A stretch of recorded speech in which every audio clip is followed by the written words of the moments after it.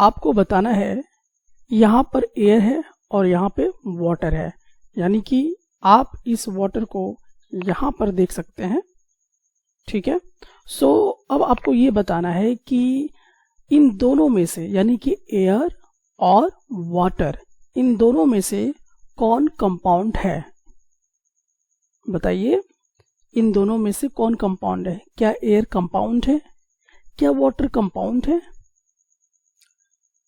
अगर है तो क्यों है? विद लॉजिक के साथ आप कमेंट सेक्शन में आके जरूर बताइए और तब तक सोचते रहिए। चलिए तब तक हम लोग कंपाउंड का कॉन्सेप्ट सीखते हैं कि हम कैसे डिसाइड करेंगे कि कोई भी चीज कंपाउंड है या नहीं है। तो चलिए सबसे पहले हम लोग यहाँ पे देखेंगे कि हम कैसे डिसाइड करेंगे कि कोई भी चीज कंपाउंड है या नहीं है। तो देखिए, पहले ये पॉइंट आप अपने कॉपी पे अच्छे से जॉट कर लीजिए और एक्चुअली यहाँ पे जो बात बताने वाली चीज है वो हम लोग देख लेते हैं। देखिए, जो कंपाउंड होता है वो एक्चुअल में क्या होता है? प्योर सब्सटेंस हुआ करता है, ठीक है। तो हमने बात किया था कि प्योर सब्सटेंस के कैटेगरी में क्या क्या आता है? दो चीज, एलिमेंट और कंपाउंड। तो जो भी कंपाउंड होंगे वो क्या होंगे? प्योर सब्सटेंस होंगे। चलिए, ये पॉइंट तो आपको बहुत बढ़िया से क्लियर ही होगा। अब देखिए, कंपाउंड कहते किसे हैं? तो ये क्या कह रहा है कि एक्चुअली जो कंपाउंड होगा वो दो या दो से ज्यादा एलिमेंट्स से बना होगा। दो या दो से ज्यादा एलिमेंट से अगर वो केमिकली ज्वाइन है तो हम कहेंगे कि वो कंपाउंड है। शायद नहीं समझ में आया, लेकिन समझाऊंगा, टेंशन मत लीजिए। चलिए अब इसको हम लोग थोड़ा सा कुछ इस प्रकार से देखते हैं। अब यहां पे देखिए, अगर हम लोग बात करते हैं कैल्शियम कार्बोनेट, तो कैल्शियम कार्बोनेट ऐसा होता है। और यहां पे चलिए देखिए, अभी मैं फॉर्मूला लिख दे रहा हूं और आपको अभी बिल्कुल स्ट्रेस लेने की कोई जरूरत नहीं है, ठीक है। तो कैल्शियम कार्बोनेट, ठीक है, इसको बोलते हैं कैल्शियम कार्बोनेट। तो यहां पे देखिए, कैल्शियम जो है ये एक एलिमेंट हो गया, फिर कार्बन जो है ये अलग एलिमेंट हो गया, और जो ऑक्सीजन है ये अलग एलिमेंट हो गया। तो यहां पर आप देख रहे हैं कि जो कैल्शियम एलिमेंट है, जो कार्बन एलिमेंट है, जो ऑक्सीजन एलिमेंट है, ये आपस में केमिकली क्या है? कंबाइन है। केमिकली क्या है? कंबाइन है। फिजिकली नहीं, केमिकली कंबाइन है। तो हम कहेंगे कि ये जो कैल्शियम कार्बोनेट है ये हमारा क्या है? कंपाउंड है। और मैं आपको थोड़ा सा एग्जांपल देता हूं। जैसे इसको हम लोग बोलते हैं सोडियम हाइड्रो ऑक्साइड, ठीक है। अब ये सोडियम हाइड्रो ऑक्साइड है, तो थोड़ा इसको देखिए, इसको लिखते हैं इस तरह से, सोडियम हाइड्रो ऑक्साइड। अब देखिए इसमें कितने एलिमेंट्स हैं? एक तो यहां पर यानी कि सोडियम एक एलिमेंट है, फिर दूसरा कौन हो गया? ऑक्सीजन, फिर तीसरा कौन हो गया? हाइड्रोजन। तो यहां पर कुल मिला के कितने एटम्स हैं या कितने एलिमेंट हैं? तो यहां पर अगर आप देखेंगे एलिमेंट, तो यहाँ पे तीन अलग अलग एलिमेंट है। एक तो सोडियम है, दूसरा ऑक्सीजन है और तीसरा हाइड्रोजन है। तो यहाँ पर हम लोगों ने देखा कि डिफरेंट काइंड्स ऑफ एलिमेंट्स जो है यहाँ पर, यानी मोर देन 2 एलिमेंट्स जो हैं केमिकली कंबाइंड है एक दूसरे पर। इसीलिए हम कहेंगे कि ये जो सोडियम हाइड्रोक्साइड है जो आपको यहाँ दिखाई दे रहा है, ये आपका क्या होगा? कंपाउंड होगा। थोड़ा और देखते हैं हम। ये जो आपको ब्लू कलर का जो इस टाइप का दिखाई दे रहा है ना, इसको हम केमिस्ट्री की भाषा में कहते हैं कॉपर सल्फेट। क्या बोला करेंगे? Copper sulphate. तो आपको टेंशन नहीं लेना है, ये सब धीरे धीरे बातें सब समझ में आने लगेंगी। पिक्चर के थ्रू आप कनेक्ट कीजिए और धीरे धीरे मेमोरी में बैठना शुरू हो जाएगा। आपको बिल्कुल इसमें स्ट्रेस बिल्कुल नहीं लेना है, ठीक है।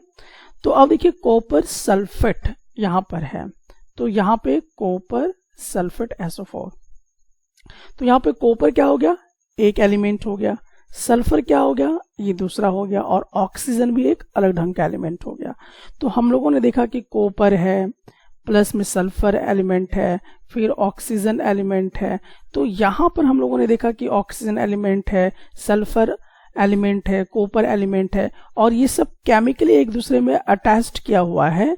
इसीलिए हम कहेंगे कि ये जो कॉपर सल्फेट है, जो कि इस तरह का आपका ब्लू कलर का दिखाई देता है, ये क्या है? आपका कंपाउंड है, ठीक है। तो यहां पर आपको ये समझने की आवश्यकता है कि कंपाउंड क्या होता है, दो या दो से ज्यादा एलिमेंट से जुड़ा होता है, ठीक है। लेकिन ये जुड़ने का तरीका क्या होता है, केमिकल होता है, फिजिकल तरीके से नहीं होता है, ठीक है। तो टू या मोर एलिमेंट से अगर कंबाइन है आपका एलिमेंट तो उसको हम कंपाउंड कहा करेंगे। अब थोड़ा सा अगर आपको लगता हो कि बहुत ही किताबी कीड़ा टाइप का हो गया, लेकिन देखिए ऐसी मजबूरी हमारी भी है कि आपको बताना पड़ेगा, नहीं तो एग्जामिनेशन में इससे रिलेटेड अगर कुछ भी आता है तो आपको थोड़ा दिक्कत होगी। लेकिन डोंट वरी, हम लोग रियलिस्टिक भी पढ़ेंगे, ठीक है। तो रियलिस्टिक में चलिए अभी मैं आपको कुछ इस तरह के और भी एग्जाम्पल देता हूं। जैसे मान लीजिए कि हम लोग बात करते हैं कि इसकी वाटर के विषय में बातचीत करते हैं। अब ये वाटर जो है इसमें देखिए कितने एलिमेंट्स हैं, एक तो हाइड्रोजन एलिमेंट हुआ और दूसरा यहाँ पे देखिए क्या है, ऑक्सीजन एलिमेंट है। तो हाइड्रोजन ऑक्सीजन दोनों मिलके क्या बना देता है, वाटर बना देता है। तो ये जो आप देख रहे हैं H2O, ये आपका क्या हो गया, जी हाँ, ये आपका कंपाउंड हो गया, क्योंकि इसमें हाइड्रोजन एक अलग एलिमेंट है, ऑक्सीजन एक अलग एलिमेंट है। इसीलिए हम कहेंगे कि यहाँ पर टू और मोर अगर एलिमेंट्स आपस में केमिकली कंबाइंड है तो हम उसको क्या कहा करेंगे, कंपाउंड कहा करेंगे। थोड़ा और रियलिस्टिक थोड़ा सा एग्जांपल मैं आपको देता हूं, और वो है आपका नमक। तो नमक को हम केमिस्ट्री के लैंग्वेज में क्या कहा करते हैं, सोडियम क्लोराइड, ठीक है। क्या बोलेंगे, सोडियम क्लोराइड बोला करेंगे। अब इसमें देखिए यहां से यहां यानी कि सोडियम, ये क्या हुआ, सोडियम हुआ, एक एलिमेंट हुआ। क्लोरीन क्या हुआ, ये दूसरा एलिमेंट हुआ। तो ये सोडियम और क्लोरीन आपस में मिलके क्या बना रहा है, नमक बना रहा है। तो जो आप नमक खा रहे हो वो क्या हो गया, कंपाउंड हो गया। और ये क्या है, एलिमेंट है। तो जब दो या दो से ज्यादा एलिमेंट केमिकली अटैच्ड हो जाते हैं तो हम कहेंगे कि वो हमारा क्या होगा, कंपाउंड हुआ करेगा, ठीक है। तो आई थिंक आपको ये बातें समझ में आ रही होंगी। अब चलिए हम लोग देखते हैं कि जो कंपाउंड होते हैं उसके कुछ प्रॉपर्टीज होते हैं, और यहाँ पर हमें बहुत ही अच्छे ढंग से अंडरस्टैंड करना है कि जो कंपाउंड है उनके क्या क्या प्रॉपर्टीज होते हैं, और ये फिर जाकर आपका नेक्स्ट क्लासेस में भी यूज होगा, कई बार यूज होगा। तो चलिए सबसे पहले जो हम लोग यहाँ पे डिस्कशन करते हैं वो ये देखते हैं कि जो कंपाउंड होते हैं, यानी कि इसका देखिए कैरेक्टरिस्टिक से भी आप पकड़ लेंगे वो कंपाउंड है या नहीं है। तो देखिए जो भी कंपाउंड्स होते हैं वो फिजिकल मेथड के थ्रू सेपरेट नहीं किए जा सकते हैं, यानी कि जो कंस्टिट्यूएंट पार्टिकल्स होंगे, जो कंपोनेंट्स होंगे उसमें, उसको फिजिकल मेथड से आप सेपरेट नहीं कर पाओगे। जैसे आपको मैं एग्जांपल देता हूं, ठीक है। जैसे मान लीजिए कि यहां पर हम लोग एग्जांपल वाटर का लेते हैं, ठीक है। अब वाटर में क्या है, हाइड्रोजन है और दूसरा एलिमेंट ऑक्सीजन है। तो अगर हाइड्रोजन और ऑक्सीजन को आपको अलग करना है तो क्या आप इसे चूल्हे में चढ़ा देंगे तो क्या ये हाइड्रोजन और ऑक्सीजन अलग हो जाएगा, ऐसा नहीं होगा। क्या तलवार लाएंगे काट देंगे तो अलग हो जाएगा, ऐसा भी नहीं होगा। ब्लेड लाएंगे उससे काट देंगे तो क्या अलग हो जाएगा, बिल्कुल ऐसा भी नहीं होगा। यानी कोई फिजिकल मेथड काम ही नहीं करेगा, ठीक है। कोई फिजिकल मेथड यहां पर काम नहीं करेगा। तो यहां पे जो हाइड्रोजन है और जो ऑक्सीजन है इसी को कंपोनेंट कह रहे हैं। ये किसका कंपोनेंट है, वाटर का कंपोनेंट है।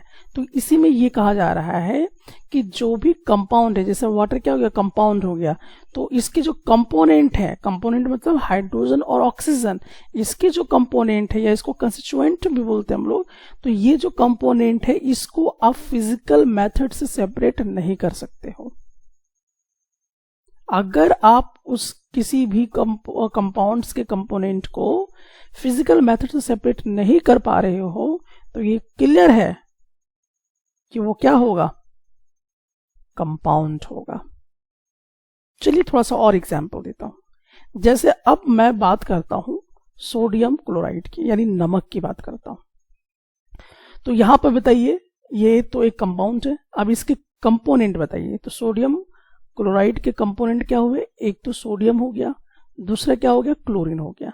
तो अगर इन दोनों को जुदा करना है तो रस्सी ऐसे खींच दोगे तो क्या जुदा हो जाएगा? क्या दीवार खड़ा कर दोगे तो जुदा हो जाएंगे? क्या आप जला दोगे तो जुदा हो जाएगा? ऐसा तो नहीं हो पाएगा। यानी कि इन दोनों को हम फिजिकल मेथड के थ्रू, या मान लीजिए इनको छन्नी में छानेंगे तो अलग हो जाएंगे क्या? तो नहीं ना हो पाएगा। सोडियम और क्लोरीन अलग तो नहीं हो पाएगा चाहे छन्नी में छानेंगे तो। या मान लीजिए इसको इवापोरेशन कराएंगे तो क्या सोडियम और क्लोरीन अलग हो जाएगा क्या? ऐसा भी नहीं होगा। अगर मान लीजिए आप इसका सब्लिमेशन कराएंगे तो क्या ये अलग हो जाएगा सोडियम और क्लोरीन? तो ऐसा भी नहीं होगा। ठीक है, तो ये फिजिकल मेथड्स होते हैं। तो फिजिकल मेथड यूज करके जब आप किसी कंपाउंड के कंपोनेंट को अलग नहीं कर पा रहे हो तो उसी को हम क्या कहा करते हैं? कंपाउंड कहा करेंगे। तो आई थिंक कंपाउंड का कॉन्सेप्ट आपको समझ में आना चाहिए कि जो भी सब्सटेंस के कंपोनेंट हैं उसको आप सेपरेट नहीं कर पा रहे हो, उसको अलग अलग नहीं कर पाओगे फिजिकल मेथड से। देखिए, इसको समझने के लिए और भी मैं आपको एग्जांपल देता हूं। ठीक है, चलिए यहां पे आते हैं। अब यहां पे इस एग्जांपल में देखिए, एक्चुअली इस एग्जांपल में क्या है? आयरन सल्फाइड है। ठीक है, क्या है? आयरन सल्फाइड है। यानी कि इसमें एक चलिए आयरन सल्फाइड में कंपोनेंट बताइए। एक तो आयरन हो गया और दूसरा क्या हो गया? Sulphide, sulphur. तो यहां पर क्या हो गए? दो एलिमेंट हो गए। ठीक है, अब ये दोनों एलिमेंट को आप यहां पे देखिए कि जब रिएक्शन वगैरह होता है तो आयरन सल्फाइड बन जाता है। तो हमने क्या किया, अब जैसे कि ये जो आयरन है, आयरन क्या होता है? लोहा वाला तत्व होता है। और आपको मालूम है कि अगर चुम्बक इसके सामने ले जाएंगे तो लोहा क्या हो जाएगा? खींचा जाएगा। तो हम यहाँ पे अब क्या करेंगे? मैग्नेट पकड़ेंगे।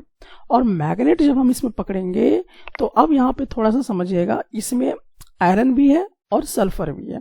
तो अब इसके सामने हमने क्या किया? मैग्नेट ले लिया। अब मैग्नेट ले लिए तो क्या देखिए, यहाँ पे आयरन चिपक रहा है क्या? ऐसा चिपक रहा है क्या? नहीं ना, आयरन तो यहाँ पे चिपक ही नहीं रहा है कि पूरी तरह से क्या हो गया? खाली है। तो इससे ये क्लियर हो जा रहा है कि ये फिजिकल मेथड हुआ कि मैग्नेट का यूज करके आप क्या करने का प्रयास कर रहे हो? आयरन और सल्फर को अलग करने का प्रयास कर रहे हो, लेकिन हो नहीं पा रहा है। इसका मतलब कि अगर ये फिजिकल मेथड से आयरन सेपरेट नहीं हो पा रहा है, इट मीन्स कि जो आपका आयरन सल्फाइड है ये क्या हो जाएगा? जी हाँ, कंपाउंड हो जाएगा, क्योंकि इसको हम फिजिकल मेथड के थ्रू सेपरेट नहीं कर पा रहे हैं। तो इस चीज का ध्यान रखिएगा कि जो भी कंपाउंड होते हैं तो कंपाउंड के जो भी कंपोनेंट्स होते हैं उसको फिजिकल मेथड के थ्रू बिल्कुल भी अलग अलग नहीं कर सकते हैं।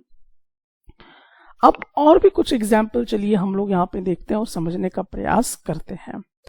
तो अब इसमें देखिए, यहाँ पे दो चीज को मिक्स कर दिया गया है। क्या क्या चीज को मिक्स किया गया है? एक तो आयरन का चूर जो है वो डाल दिया गया है, और दूसरा क्या है? सल्फर का पाउडर डाल दिया गया है। और ये केमिकली नहीं है।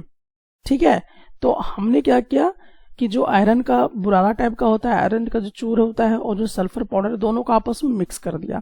अब मिक्स करने से क्या होता है कि फिर हमने एक चुम्बक लाया।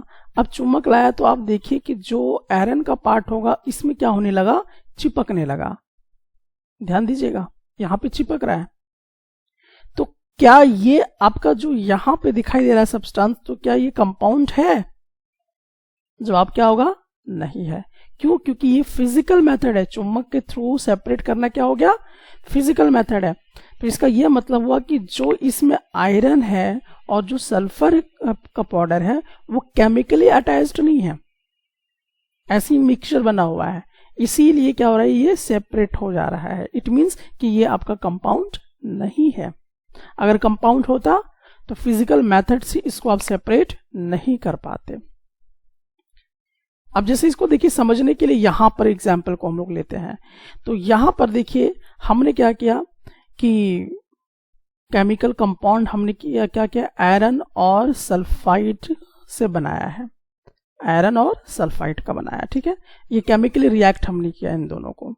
जब हम लोगों ने केमिकली रिएक्ट किया तो ये काला कलर का हो जाता है।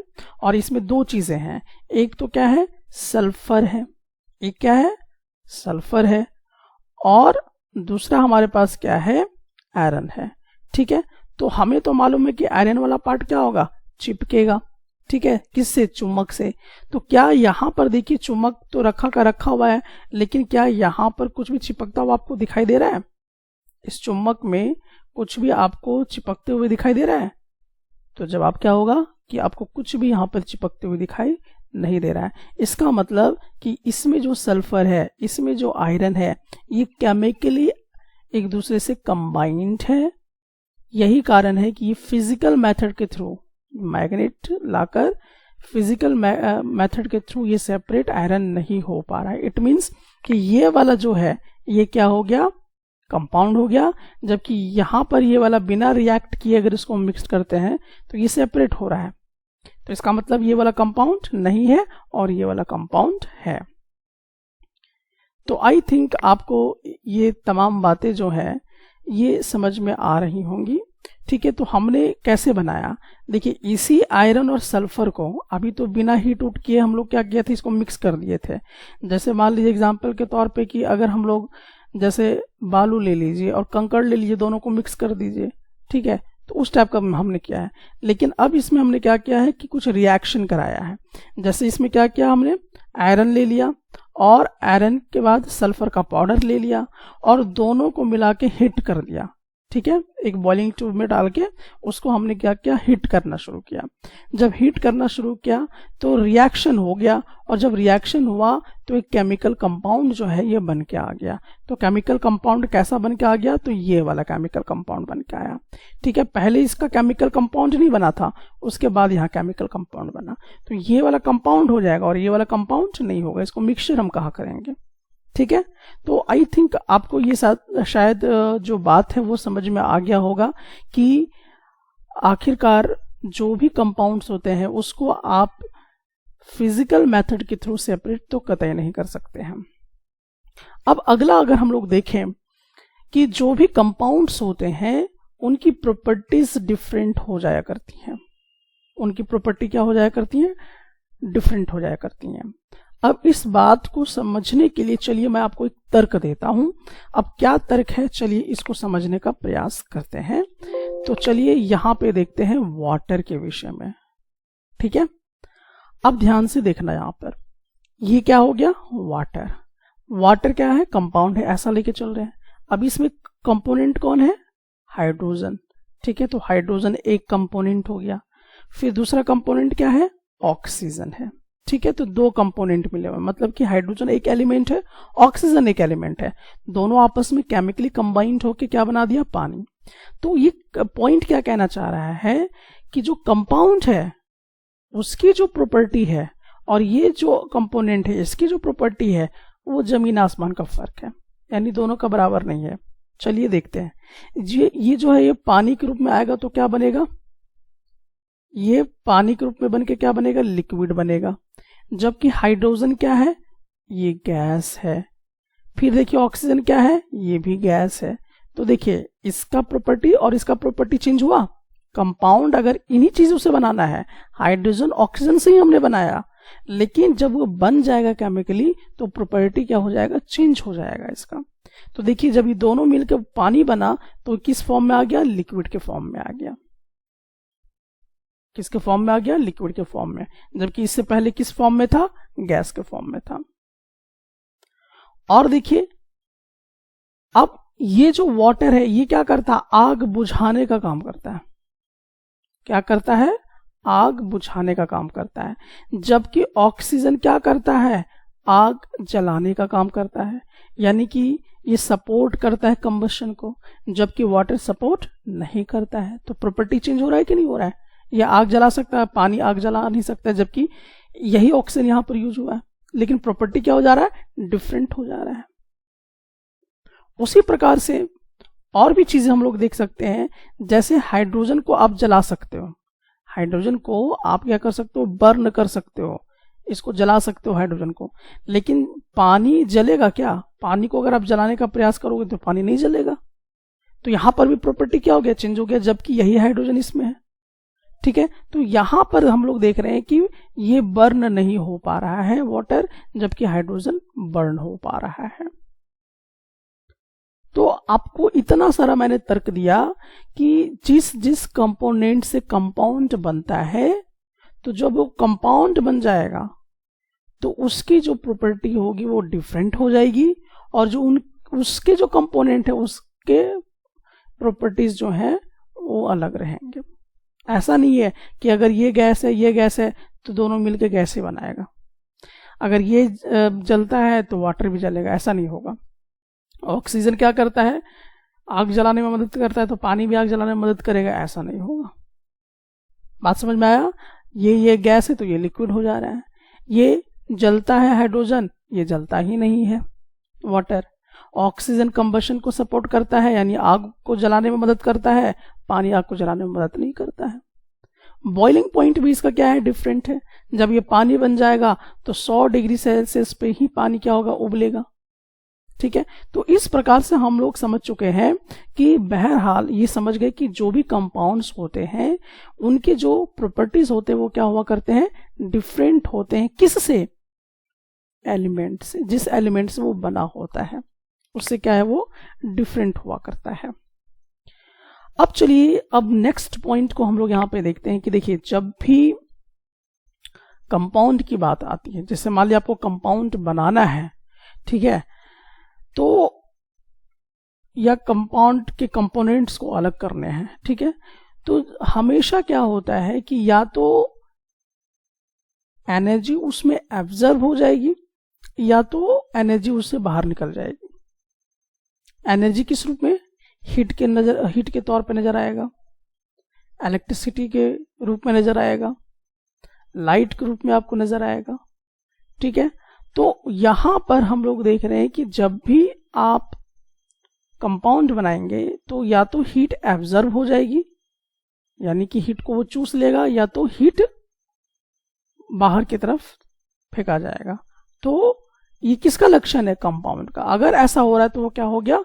कंपाउंड हो गया। चलिए, आप इस कॉन्सेप्ट को कितना बढ़िया से समझे, एक क्वेश्चन के माध्यम से टेस्टिंग करते हैं। ठीक है, चलिए, एक हमने क्या किया, एक सब्सटेंस लिया, उसको रिएक्ट हमने कर दिया वाई सब्सटेंस से। ये दोनों जब रिएक्ट हो गया तो एक नया सब्सटेंस बन गया जेड। और जब ऐसा हो रहा था, दोनों जब आपस में रिएक्ट हो रहा था, तो हीट एनर्जी बाहर निकल रहा था, हीट एनर्जी बाहर निकल रहा था, यानी एक्सोथर्मिक प्रोसेस हो रहा था। और दूसरी बात यह है कि जो जेड की प्रॉपर्टीज है एक्स और वाई से बिल्कुल अलग है। तो अब प्रश्न ये आता है कि ये जो जेड सब्सटेंस है वो क्या है? एलिमेंट है, कंपाउंड है, या मिक्सचर है? क्या है बताइए?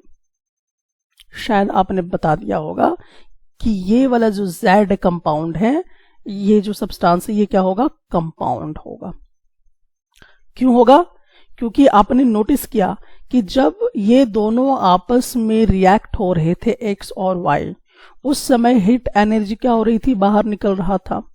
तो हमने आपको कहा कि जब भी आपस में एलिमेंट या कंपोनेंट आपस में रिएक्ट करेंगे तो या तो एनर्जी एब्जॉर्ब होगा या तो एनर्जी बाहर निकलेगा। अब ये एनर्जी किस किस रूप में हो सकता है? इलेक्ट्रिसिटी के रूप में दिखाई दे सकता है, हीट के रूप में दिखाई दे सकता है, लाइट के रूप में दिखाई दे सकता है। तो हम कहेंगे कि वो क्या बन जाएगा? आपका कंपाउंड बन जाया करेगा। तो ये जेड क्या हो गया? आपका कंपाउंड हो गया। तो आई थिंक आप इस बात को समझ चुके होंगे। चलिए, और भी अगर हम लोग इस तरह से कुछ और एग्जाम्पल लेते हैं तो उसको देख सकते हैं। जैसे अब देखिए कि एक एक्स सब्सटेंस हमने लिया, या इसको हम थोड़ा सा डिफरेंट कर देते हैं। मान लीजिए जेड सब्सटेंस हमने लिया और इसमें हमने क्या किया? इलेक्ट्रिसिटी डाल दिया, इलेक्ट्रिसिटी हमने डाल दिया, तो ये एक्स और वाई में टूट गया। ये जेड सब्सटेंस है, उसमें हमने इलेक्ट्रिसिटी डाला, एनर्जी के रूप में किसको डाला? इलेक्ट्रिसिटी को डाला। और जैसे डाला तो इसके कंपोनेंट आपस में टूट गए। और Z की जो प्रॉपर्टी है एक्स वाई से डिफरेंट है, तो यहां पर ये Z कंपाउंड है या नहीं है? तो जवाब क्या होगा? है। कैसे है ये भी देख लीजिए। एक्चुअली ये वाटर का केस था, पानी है और पानी से हम क्या कर रहे थे, हाइड्रोजन और ऑक्सीजन को बाहर निकालने का प्रयास कर रहे हैं। तो अब हम लोग क्या करेंगे कि इसमें इलेक्ट्रिसिटी हम डाल देंगे। क्या डाल देंगे? इलेक्ट्रिसिटी। जैसे इलेक्ट्रिसिटी हम डालेंगे तो हाइड्रोजन और जो ऑक्सीजन है ये दोनों आपस में क्या हो जाएंगे? अलग अलग हो जाएंगे। तो देखिए यहां पर क्या हो रहा है, एनर्जी लिया जा रहा है, एब्जॉर्ब हो रहा है, तो डेफिनेटली ये हमारा क्या हो गया? कंपाउंड हो गया। उसी तरह से बहुत बहुत बहुत सारे ऐसे एग्जाम्पल आपको मिलेंगे। जैसे मान लीजिए कि सोडियम को ले लेते हैं, क्लोरीन को ले लेते हैं, दोनों को जब हम लोग ऐड करेंगे, रिएक्ट करेंगे तो सोडियम क्लोराइड बन जाएगा। तो ये भी आपका क्या हो गया? कंपाउंड हो गया। और इसकी ये वाली जो प्रॉपर्टी है इससे और इससे क्या होगा? बिल्कुल डिफरेंट हो जाएगा। सो मुझे लग रहा है कि आप थोड़ा सा ज्यादा आपको बर्डन फील हो रहा होगा कि मैं क्या ये लिख रहा हूँ NaCl, बट मैंने आपको कहा कि मैं आपको डेप्थ कॉन्सेप्ट समझाने के लिए ऐसे आपको बता रहा हूँ। आपको परेशान नहीं होना है, मैं आपको पॉइंट टू पॉइंट लॉजिक देने का प्रयास कर रहा हूँ। आप इतना दिमाग में रख सकते हो और धीरे धीरे आप केमिस्ट्री पढ़ रहे हैं तो वो सब बातें आपको जो है धीरे धीरे समझ में आना शुरू हो जाएगा। चलिए अब हम लोग दूसरे प्रॉपर्टीज की तरफ मूव करते हैं। अब देखिए इसमें कह रहा है कि जो भी कंपाउंड है, कंपाउंड के जो भी कंपोजिशन होते हैं वो हमेशा आपस में क्या हुआ करते हैं? फिक्स्ड हुआ करते हैं। कंपाउंड के जो भी कंपोजिशन होंगे वो हमेशा क्या होंगे? फिक्स्ड हुआ करेंगे। अब जैसे इसका क्या मतलब है? इसका मतलब ये होगा कि जो उसका फॉर्मूला बनेगा वो हमेशा क्या होगा? फिक्स होगा। जैसे कि मान लीजिए अगर आप पानी उठाते हो, कहां से पानी उठाते हो? मान लो कि आप नदी से पानी उठाते हो, ठीक है, जैसे रिवर से अगर आप पानी लेते हो तो उसकी फॉर्मूला क्या होगी? H2O ही होगी, फॉर्मूला सेम रहेगा। अगर मान लीजिए कि आप कुआं लेते हो, कुआं से पानी को अगर आप निकालते हो उस समय पानी की फॉर्मूला क्या होगी? H2O ही होगी। उसी तरह से अगर मान लीजिए कि आप ग्राउंड वाटर लेते हो, ठीक है, ग्राउंड वाटर मैं शॉर्ट में लिख रहा हूं, तो इससे भी पानी अगर आप निकालोगे तो क्या फॉर्मूला होगा? पानी का H2O ही होगा। यानी कि फॉर्मूला जो होगा हर हालत में सेम होगा, चाहे आप अमेरिका का पानी यूज कीजिए, अफ्रीका का पानी यूज कीजिए, इंडिया का पानी यूज कीजिए, चाइना का पानी यूज कीजिए, जापान का पानी यूज कीजिए, कहीं का भी कुछ आप कीजिए, लेकिन जो इसके फॉर्मूला होंगे ये क्या होंगे? फिक्स्ड होंगे। यानी कि कॉम्पोजिशन जो होगा कंपाउंड का वो क्या होगा? फिक्स्ड हुआ करेगा। तो आई थिंक आप इस बात को भी समझ चुके होंगे। अब नेक्स्ट पॉइंट हमारे पास आता है कि जो कंपाउंड होते हैं उसके जो मेल्टिंग पॉइंट होते हैं और जो बॉइलिंग पॉइंट हुआ करते हैं वो सेम हुआ करते हैं, फिक्स्ड हुआ करते हैं, वो बदलते नहीं है। ठीक है, जैसे कहने का क्या मतलब है आपको मैं समझाता हूं। तो एक लॉजिक देकर, जैसे कि मान लीजिए कि आप पानी ले लीजिए, ठीक है, तो आप यहां पर वाटर ले लेते हैं। अब इस वाटर को आप क्या करो? गैस वाले चूल्हे में चढ़ा दो। ठीक है, तो आप इसको गैस वाले चूल्हे में चढ़ा दिया आपने, ठीक है, और फिर वही वाटर ले लो। अब इस बार इसको क्या करो? जो इलेक्ट्रिक हीटर आता है उसमें आप इसको क्या करो? चढ़ा दो। ठीक है, तो सबसे पहले कौन बॉईल करेगा? तो ऐसा तो नहीं है, यानी कि ये पानी तभी बॉईल करेगा जब ये 100 डिग्री सेल्सियस इसका टेम्परेचर आ जाएगा, और ये भी पानी तभी बॉईल करेगा जब ये 100 डिग्री सेल्सियस में आ जाएगा। यानी कोई भी पानी बॉईल कब होता है? जब 100 डिग्री सेल्सियस में आता है तभी तो पानी बॉईल करता है। ठीक है, तो इसका जो भी मेल्टिंग या बॉइलिंग पॉइंट होता है वो हमेशा क्या होता है? कंपाउंड का सेम हुआ करता है। तो यहाँ पे जो कंपाउंड के H2 है तो इसका जो मेल्टिंग पॉइंट है, बॉइलिंग पॉइंट है, वो क्या होता है? फिक्स्ड हुआ करता है। ऐसा नहीं है कि ये अलग अलग हुआ करेगा, अभी कुछ और है बाद में कुछ और हो जाएगा, ऐसा बिल्कुल भी नहीं होता है। ठीक है, हमेशा फिक्स्ड रहता है, चाहे आप कहीं का भी पानी यूज करेंगे, किसी भी रिसोर्सेस का यूज करेंगे। ठीक है, तो आई थिंक आप इन तमाम पॉइंट्स को भी समझ चुके होंगे कि प्रॉपर्टीज ऑफ कंपाउंड क्या हुआ करता है। अब देखिए नेक्स्ट हमारे पास आता है वो है compound is a homogeneous substance. तो अभी इसको हम लोग आगे जाके लेक्चर में कवर करेंगे, लेकिन आपको मैं फिर भी बता दे रहा हूँ। होमोजीनियस कहने का मतलब एक दूसरे पे अच्छे से मिक्सड अप हो जाना। आप बिल्कुल डिफ्रेंशिएट नहीं कर पाएंगे कि इसमें क्या है क्या नहीं। से आप नमक लेते हैं तो नमक में क्या आप पता कर पाते हैं कि सोडियम और क्लोरीन आपको अलग अलग दिखाई दे रहा है? नहीं ना। मतलब ये एक आपस में क्या हो जाएंगे, यूनिफॉर्मली आपस में एक बढ़िया से मिक्सड अप हो जाएंगे। तो उसी को हम क्या बोलते हैं, होमोजीनियस बोला करते हैं। ठीक है। उसी तरह से जब पानी लेते हैं आप, वाटर लेते हैं, ठीक है, तो वाटर से क्या आपको हाइड्रोजन और ऑक्सीजन सेपरेट सेपरेट दिखाई देते हैं क्या? ऐसा तो नहीं है, बल्कि ये हाइड्रोजन ऑक्सीजन एक दूसरे में क्या होते हैं, यूनिफॉर्मली हो जाते हैं, मतलब एक दूसरे में अच्छे से मिक्सड अप हो जाते हैं, जिसको आप आसानी से डिफ्रेंशिएट नहीं कर सकते। तो उसी को हम क्या कहते हैं, होमोजेनियस कहा करते हैं। तो जो भी कंपाउंड हुआ करता है वो क्या हुआ करता है, होमोजेनियस हुआ करता है। सो अब हम आ जाते हैं वापस अपने पहले वाले प्रश्न में। और प्रश्न क्या था, और मुझे लगता है कि आप शायद साइंटिफिक लॉजिक के माध्यम से इन सवालों को क्रैक भी कर लिए होंगे। चलिए, बहरहाल अब समय आ चुका है कि मैं इन सवालों के जवाब आपको दूं। तो प्रश्न ये था कि यहाँ पर हवा है और यहाँ पर पानी है, तो इन दोनों में से आपको ये बताना था कि कंपाउंड कौन है।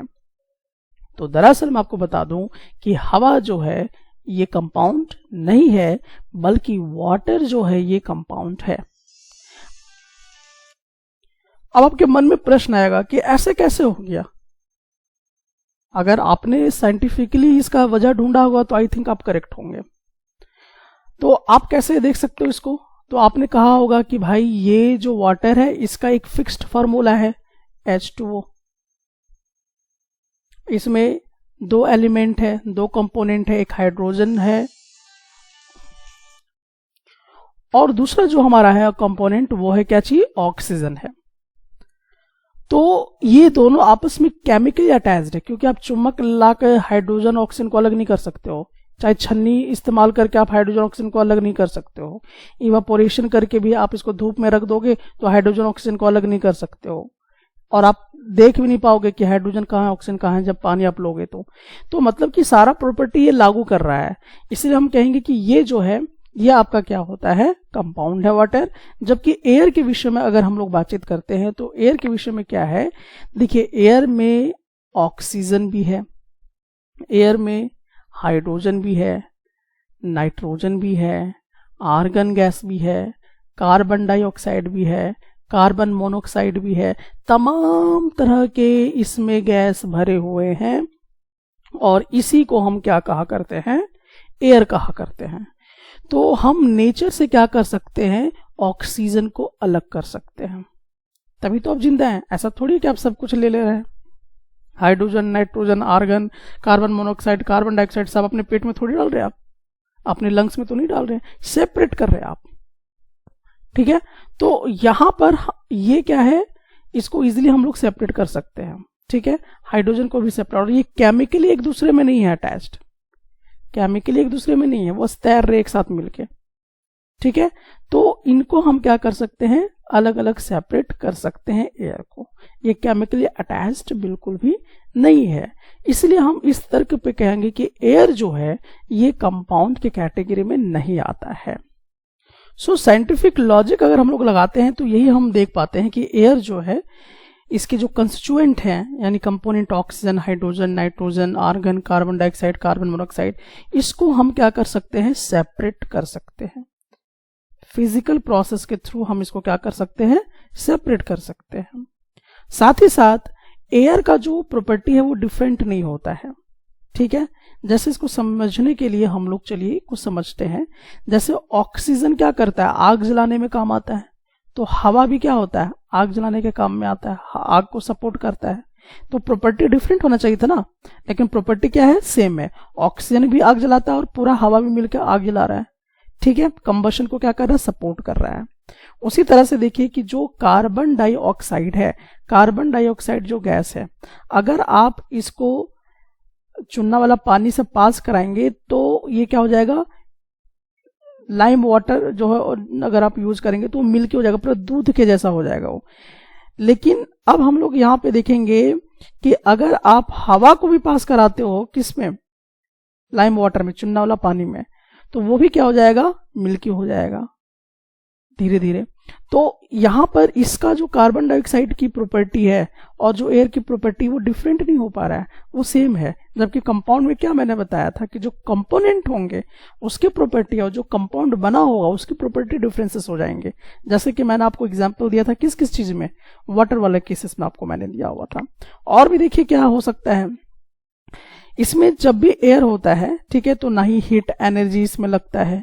हीट एनर्जी लगता है क्या? हीट एनर्जी भी नहीं लगता है, लाइट एनर्जी भी नहीं लगता है, और ना ही इसमें हीट एब्जॉर्ब हो रहा है, ना ही तो हीट इसमें इवॉल्व हो रहा है, गिवन आउट भी नहीं हो रहा है।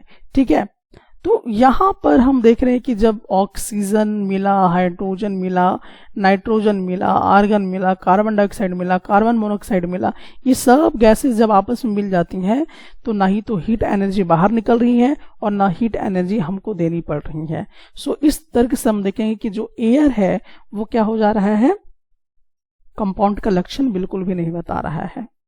ठीक है, साथ ही साथ हम लोग ये भी देख सकते हैं कि हमें कहा गया था कि एक डेफिनिट कंपोजिशन होता है, लेकिन यहाँ पर आप ये चीज नोटिस कर पाएंगे कि कहीं पर ऑक्सीजन का मात्रा ज्यादा होता है, कहीं पे कम होता है।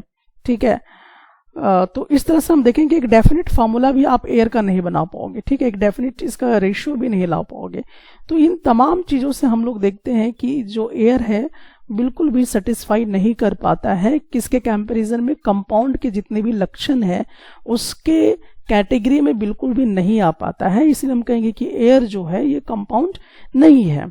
साथ ही साथ अब देखिए इसमें एक और बात आपको बताता हूं, अगर मैं इस हवा को लिक्विड में कन्वर्ट कर दूं, ये पॉसिबल है, तो अगर हम लोग इस हवा को लिक्विड में कन्वर्ट कर दें तो इसका जो बॉइलिंग पॉइंट होगा वो फिक्स नहीं होगा, इसका बॉइलिंग पॉइंट फिक्स नहीं होगा।